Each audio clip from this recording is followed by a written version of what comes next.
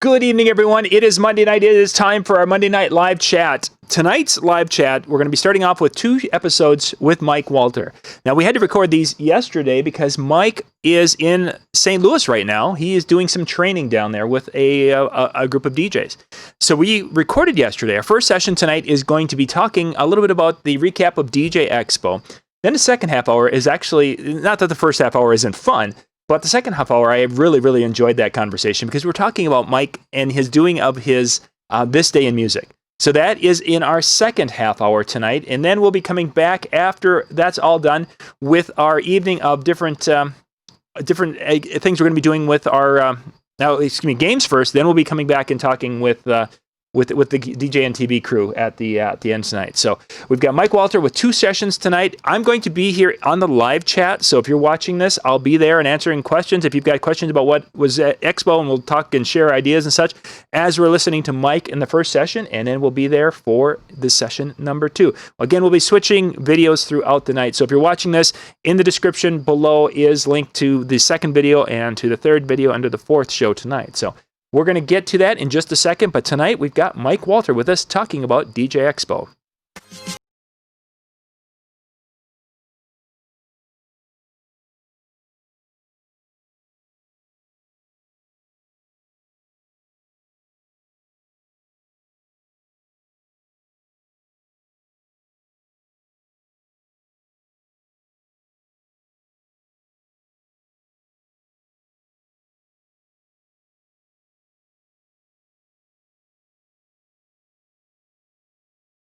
Say from RPM. Our name says it all. Get the latest hits while they're the hottest. With Top Hits USA, you'll have the track for sure. Visit tophitsusa.com or call 800-521-2537 and get a free demo.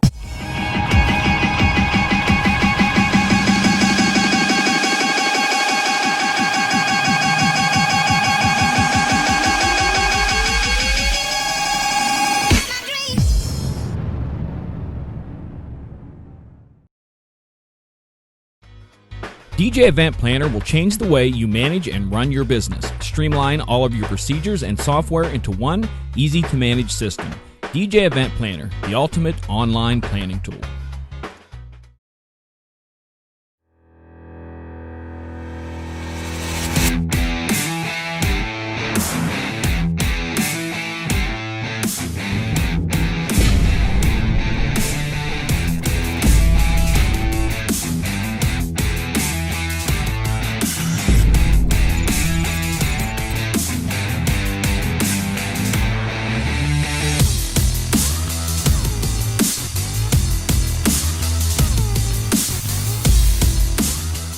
Let's get it going here.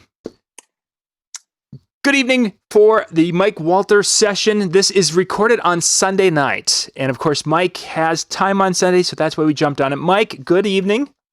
Thank you, John. Good evening. How are you? I am doing great, doing very, very great. And now, by the time when this is playing, you're going to be just finishing up doing some training, kind of going around the country. So you're just a busy guy. I appreciate you allowing us to tape this a day in advance because I'm flying to St. Louis tomorrow to work with a company and do some kind of, like a microphone workshop for a multi-op out in St. Louis. And it would have been a tight schedule for me to get online with you live tomorrow night. So it's better we did it now. And I'm home and I'm petting Shay and I'm talking to you. Nice. Well, what could be better? Life is good. Kelly could be bringing you a sandwich. Kelly's at work, actually, so I'm by myself. Oh, no sandwich for you tonight, then. Yeah. Nope. Had to make my own dinner. So what we're going to talk about is a little bit about DJ Expo and the busy and crazy week Mike had last week. We want to touch on that a little bit. For those of you who are watching this live on Monday night, I'm going to be in the chat room and answering questions or talking, so you guys can just continue to talk and ask questions about Expo. If there's something we don't talk about and you have questions about it, please, in the chat rooms on YouTube or Facebook, click the link to jump over to YouTube because that's where I'm watching. So makes sense. So for those who aren't familiar with Expo, because they were hiding under a rock.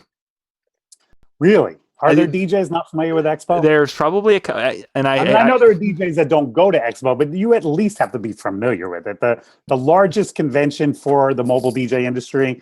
I can't imagine anyone that watches your show would not be familiar with it, but you might be right. There's going to be a couple, and there's probably someone in the chat room right now saying, "Oh, what was that?" All right. Well, then look it up and come next year. That'd be my advice. So how long have you been involved with DJ Expo? Wow, I did my first seminar for them 20 years ago, actually out in San Francisco. They were doing a West Coast version for a while, and I did my first seminar for them 20 years ago out in San Francisco. And then got more and more involved, and in 2001 was the first year that I did the DJ of the Year competition. So I've been speaking for them for coming up on 20 years now. Yeah, wow. Time flies. Time. It does, doesn't it, John? It's amazing. It makes you feel old when you think about it. It does. Yeah. But then when you're out there speaking for the first time at 17 years old, then it all works. Right. I wish I was 17 when I got started. That'd be nice. So this year's DJ Expo, we'll end and talk about your announcement you made. Hi, Shay. Hi. Shay wants to make an appearance. Hi, Shay. Shay's coming to make it. You needed a kiss. Yes, he felt that. So let's kind of talk about a little bit now. I get to sit in with some of the seminars this year, and there were a lot of our friends and colleagues that were presenting some great information. What are a couple of things that you were able to take in during the show?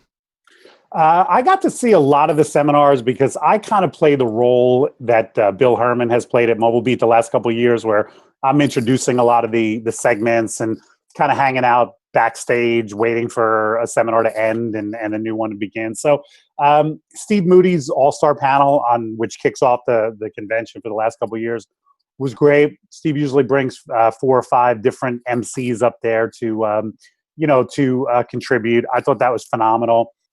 Jim Tremaine did an interview with Red One, the producer, Lady Gaga's producer. And it was funny because that wasn't on the main stage. It was in kind of a side room.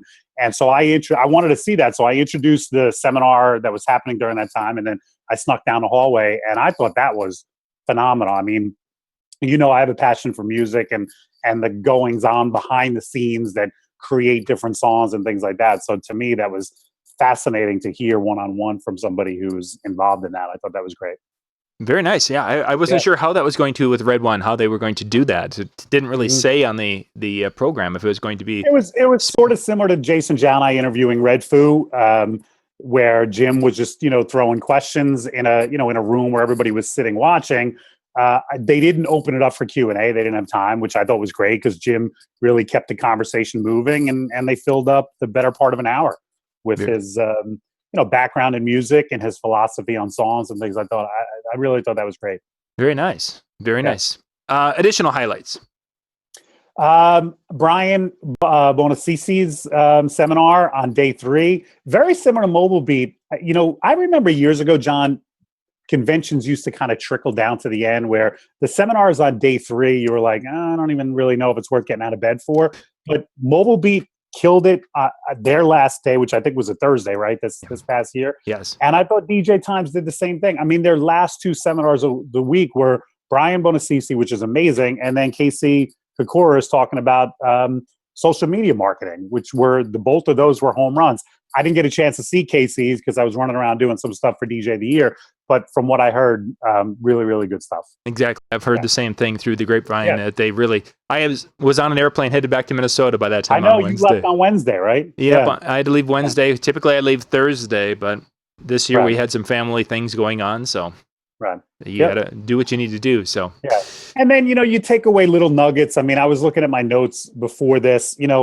I just jot down notes all week long, little nuggets for myself. I was sitting in on Jeremy Breck did another seminar basically talking about lighting and how you can use lighting to enhance different things. He's obviously a Chauvet spokesperson. So Jeremy is using is it Chauvet or Chauvet? Chauvet.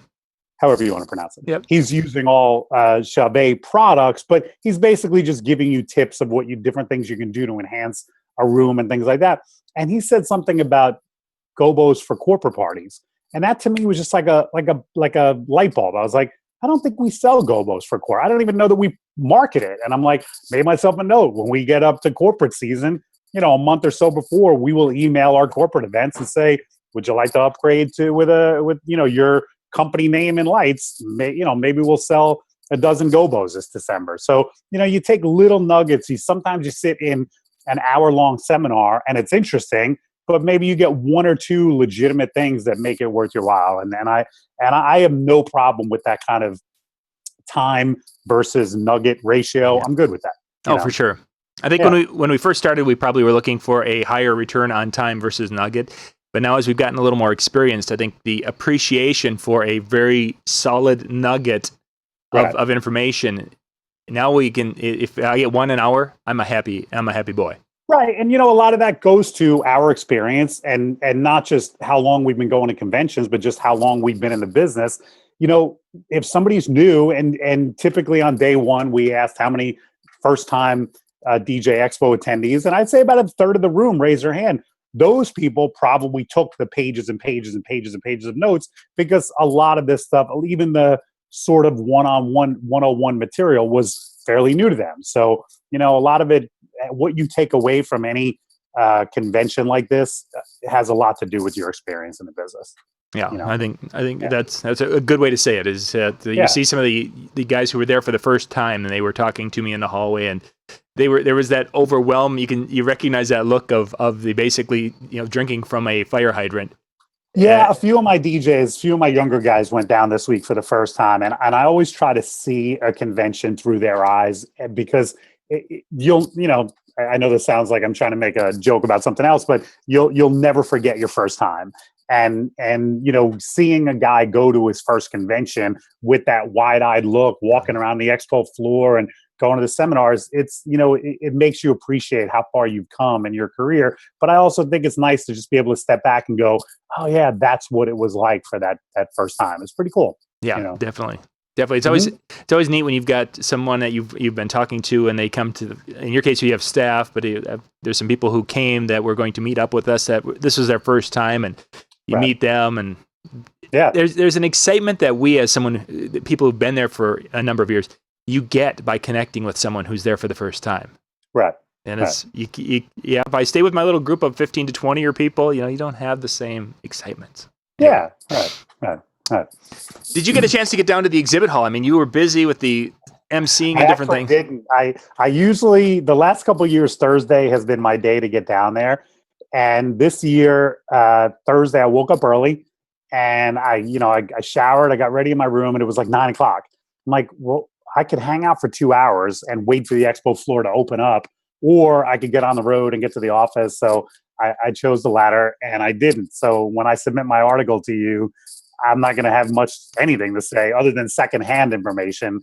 I rode the elevator up one day with the guys from Pioneer, and they were raving about it. They said they were getting more traffic than ever on the floor, more people, hanging out in their booth, looking at the new gear. So just based on a couple of limited conversations, I did hear good things, but I can't say firsthand because I never made it down there. Yeah, I think probably the biggest negative for me in the exhibit hall was the first day it was open, Tuesday, and the air conditioning went out.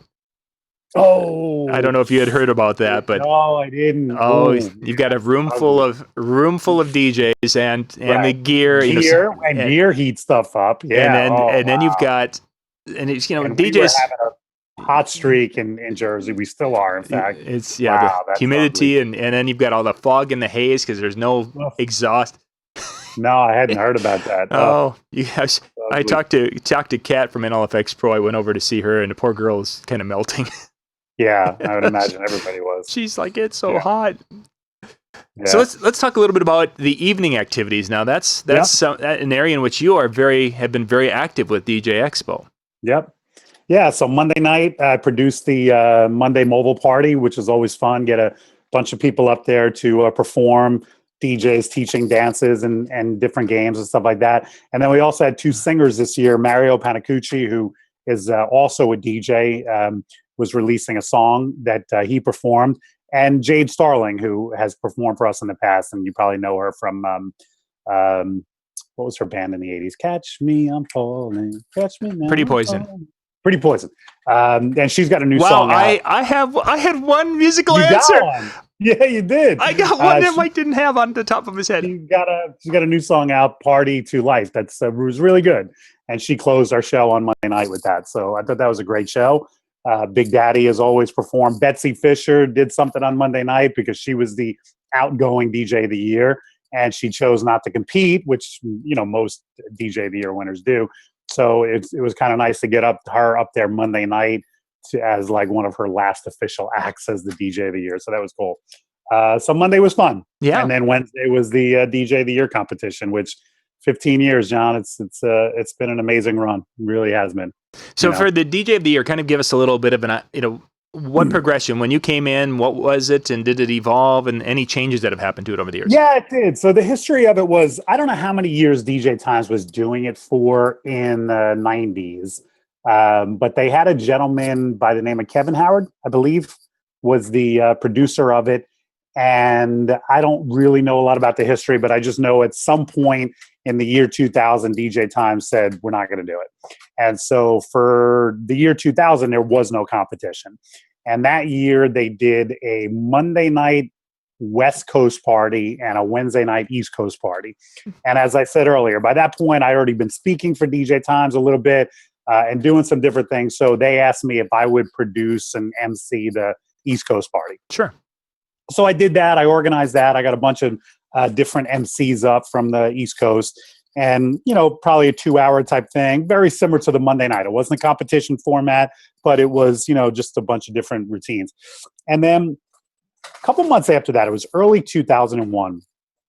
Brian O'Connor reached out to me, and he said, "Hey, it was one of those like dance around kind of conversations where he didn't want to say what he wanted to say, but he wanted me to read between the lines." He was like, "Yeah, we're thinking about bringing the competition back." And right. I was like, "Great." And he goes, "We're looking for somebody who could organize it and MC it." And it's like, "Brian, are you asking me if I'm interested? Like, let's cut to the chase." And he's like, "Yeah, we wanted to know if you'd be interested." And I was like, "Well, of course I'd be interested." So they wanted me to submit a proposal. And I did that, and I basically reinvented the wheel. I didn't take any of the old notes. I wasn't offered any of the old notes that the other guy used, and I basically came up with the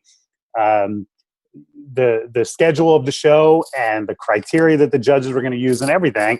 And I submitted that as a proposal, and it was May of 2001, so maybe 3 months before that year's show, that I got the phone call, and I will never forget it. I was in my office, Brian O'Connor's calling, and he said, "We want to move forward with you producing the show."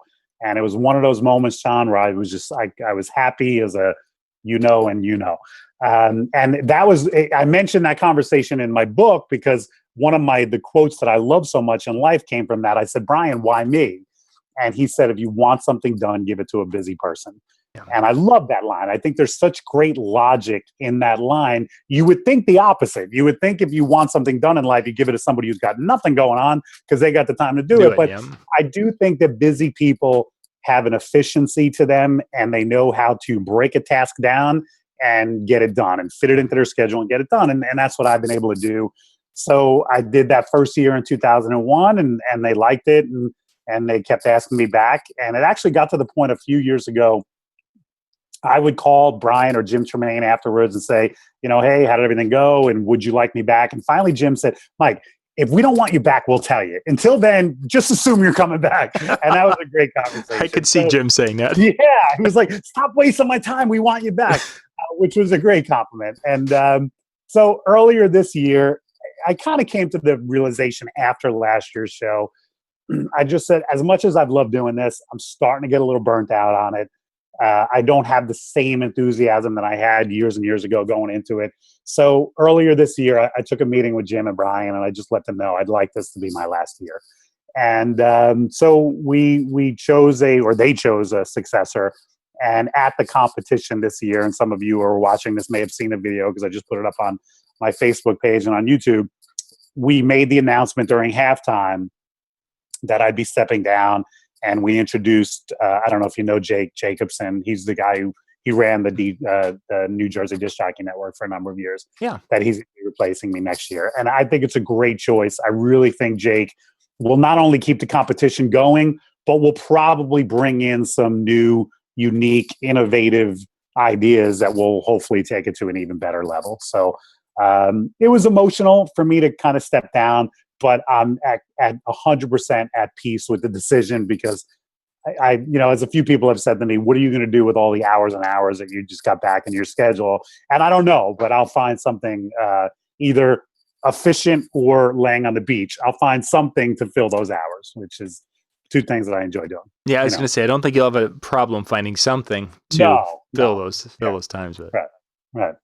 Yeah. So that was the competition this year. And then Jack Bermeo won, and this was Jack's third time winning the competition, which now ties him with Marcello, which I think is great for the DJ industry because Marcello hasn't competed for the last 9 years, maybe 7. He won his third and then basically has retired to the judging panel with the title of having won it more than anyone else. So now that Jack has tied him for 3, I don't know this yet. I haven't had a conversation with Marcello yet, but I'm sure he's considering coming out of retirement and hopefully trying to win a 4th because I think he's always prided himself on that fact that he's got more DJ of the Year titles than anybody else. And now that that's no longer the case, hopefully this will motivate him to come out of retirement and come off the judges panel, So yeah, I thought it was a great competition.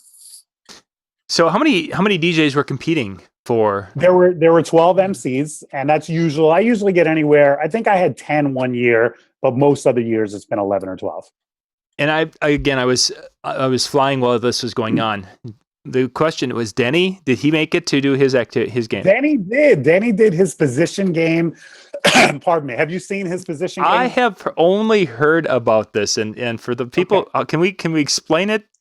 I think we can. Okay. I can explain it PG or at least PG-13. This is a game that Denny showed and actually competed with years and years ago. Maybe my 3rd year doing this, so like probably a dozen years ago. And before you get into it, now, did anyone know the game that he was going to be doing back then? No. It was okay. So it was. I don't know. I can't answer for the entire industry, but I certainly had never heard of it, and I think most people, if I remember talking to at the time, it was a complete shock and surprise. So at the time, he called it the sexual position game. Like he was very blatant about the title, and basically, it's a kind of like a musical chairs type of thing where you're partnered up with people and moving around. And then when the music stops, you have to find a new partner and get into a sexual position, which I thought was, hysterical. And everybody enjoys. Obviously, you have to have the right crowd. It's not a bar mitzvah game or anything like that. Although kids do grow up earlier than they used to. So maybe it is a bar mitzvah game nowadays, but I don't think so. I don't think so. It gets crazier and kinkier as the game goes on. Because the first round, everybody does, you can pick. But then by round 4 or 5, people are trying to get more creative and wilder, and there's threesomes going on and girl on girl action, and it gets a lot of fun. But this time around, he called it the position game, and he actually did tweak it. He showed the first couple of rounds. He did things like when the music stops, find a sports position. So you'd either be throwing a football or ready to swing a bat or something like that. And I'm drawing a blank now but he had a few other positions. So you could use it for a kid's game or something like that. But then obviously he ended the game with the adult version and it went over very well. He didn't win for best game, but it certainly was a highlight of the night. Everybody enjoyed it. Yeah, I had heard a few going into it that people were explaining and talking about it. And it's like, oh my. It's a hoot. I think it's great. And again, you have to have the right crowd for it. But if you do, maybe some bars could use it or, that type of thing. I mean, we certainly do some like installation dinners where they want, they're all adults and they're not prudish at all and they're into some stuff. So, and we've done it at Elite. We've had parties for my staff. And I remember right after we learned it, we had a party for the staff and everybody was like, let's play the sexual position game. So we did, and it was fun. We had a good time, So, yeah. Denny did very well. Good stuff. Let's see. We've covered the nightlife. We've covered the rooms and such. thoughts on the Taj. Let's wrap things up with our final thought. This is most likely the last time we'll be at the Taj for... Yeah, I guess so, because they've announced the closing date at the Taj, and it's supposed to close in October. Now, that could just be negotiating, because the union is on strike. We actually had to walk through the picket line to get to the show. Jim Tremaine, when we opened up on Monday, actually apologized to everybody. He said, "I'm sorry we made you walk through a picket line. If the union had struck earlier, they actually would have tried to find a new location." He said, "We support the working man, and we hate the fact that we all had to walk through picket lines, but there was, I think they struck in mid-July, so you can't pick up an expo and move it in 30 days. So it was understandable. But so the Taj has announced a closing date, but who knows? That could be just negotiating, and they could just be trying to break the union, and then they might stay open. There's certainly enough closed casinos in that town that the Taj might become another one, in which case, I know from speaking to the people at DJ Times that they're open for all suggestions. I think they'd like to keep it in Atlantic City, but they're not locked into Atlantic City. So they're going to be looking at locations. Obviously, we mentioned the expo floor. The size room available for the expo is the key factor. They can't just, unlike some shows that basically have an expo in a little side room over here, they need a room that is mammoth and has big ceilings. Yeah. So they're really limited. I think there's only 2 other casinos in Atlantic City that have expo floor space that could accommodate them. And then, who knows? They might look elsewhere in other cities. So yeah, the Taj, I was actually pleasantly surprised, John. I thought it would be in worse condition than it actually was. I thought we would get very rude service. I think most people, if you tell them, hey, you're out of work in 2 months, and then you're like, but do your best. I can see a lot of people, it's human nature to go, look, I'm out of here. What are you going to do? Fire me 2 months early?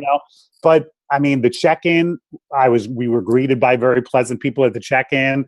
My room was cleaned every day.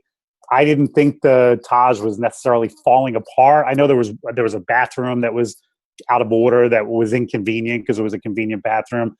One of the restaurants that's really convenient to the seminar space, that I think it's called Plate, that was closed. So, there were a few things, but I didn't feel like the Taj was in complete disarray, like it was about to fall down around us. So it is what it is. But yeah, if this is the last year at the Taj, I'd actually be excited to see where they take it. Let's share one positive, or one positive thing from the Taj you're going to miss, and one thing that you just aren't going to miss from the Taj experience. One positive thing about the Taj, well, they, especially when it was when the show was, my show Monday and Wednesday was in the Casbah. I thought the Casbah Club was awesome. It was a great sound system, great stage. They had video screens up top, so I try to simulcast the show on a video screen. So when it was at the Casbah, I thought of the 3 locations that I've done the show in, I thought the Casbah was the best of the 3. So positive wise, I would say that. Negative, I think the problem with the Taj is that DJ Times does some stuff over at Borgata, which is a much nicer hotel. It would be like when Mobile Beat was at the Riviera and we went next door to the Encore. You went, oh, I didn't think the Rib was that bad until I got to the Encore. And I didn't think the Taj was too bad until we went over to the Borgata. And then you kind of see what a newer, modern amenity kind of place really is. And so I would say that was probably the negative. But I have great memories. Listen, you know me, I'm a huge sports fan, and I'm a huge Mets fan. And when Shea Stadium closed, listen, Shea Stadium was a dump. It needed to go. The Mets have replaced it with Citi Field, which is a much nicer stadium. It's got all the modern amenities, and your sight lines are better and everything else. But in a way, I miss Shea because I had such great memories there. And, we won a World Series there, and 2, I guess, but 1 before I really was old enough to remember. But, I had great, great memories of Shea Stadium. It was a dump, and I don't miss it as far as that goes. But I think I'll have the same. I had the same feeling with the Rib this year. I went to so many great Mobile Beat shows at the Rib that, I went for a run this year when I was in Mobile Beat and ran up the Strip and past the Rib, which at the time was still standing, but it was shuttered. And you kind of go, I miss that place. Yeah. I don't really miss it because the Tropicana is way better for Mobile Beat, but you just kind of miss some of the memories you have there. So I think that I had the same feeling with Taj. Yeah, I would echo that. I think that's a good way to say it. Mike, we're going to Yeah. need to wrap this one up here. I'll do the closing in just a sec, and we'll be back in just a couple of seconds with our second talk tonight, talking about some of your recent posts you've been doing on Facebook. Thank you. So we'll be back with that second show. Hey, I got to shut off that monitor. Otherwise, it's going to be echoing to you. But that was Mike talking a little bit about DJ Expo. We're going to be doing more DJ Expo at the end of our night tonight when we get together with the DJ and TV crew. We'll be talking about my experiences, and hopefully, if things work out right, we're going to get Bill Herman in. Bill Herman had his first experience at DJ Expo here this year, so we wanted to get his perspective on that. Just putting the link into the chat room here on YouTube. Otherwise, it's in the description. It's show number 2 that we'll be going up with here in about 2 minutes. So I'm going to wrap this up, and we'll see you in show 2 talking about Mike Walter's this day in music. We'll be right back.